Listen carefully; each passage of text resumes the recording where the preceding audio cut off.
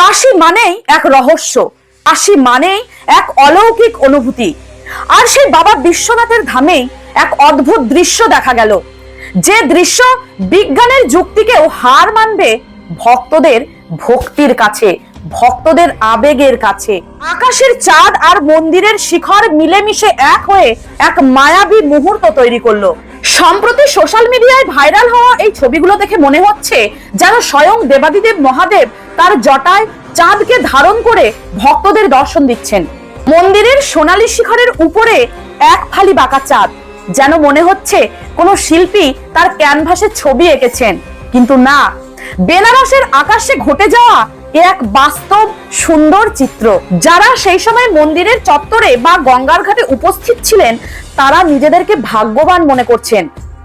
হাজার হাজার মানুষের চোখ আকাশের দিকে, আর মুখে একটাই ধ্বনি, হর হর মহাদেব। এই দৃশ্য দেখে অনেকেরই গায়ের লোম খাড়া হয়ে গেছিল, কেউ কেউ তো আবেগে কেঁদেই ফেলেছিলেন। তাদের বিশ্বাস বাবা আজ নিজের চন্দ্রশেখর রূপে ধরা দিয়েছেন ভক্তদের কাছে। আজকের এই যান্ত্রিক যুগে আমরা সবকিছুতে বৈজ্ঞানিক যুক্তি খুঁজি, বেশিরভাগ ক্ষেত্রেই বৈজ্ঞানিক যুক্তি আমরা পেয়েও যাই, কিন্তু কিছু কিছু ক্ষেত্রে বিজ্ঞান তখন চুপ করে যায়, আর তখনই বিশ্বাস কথা বলে।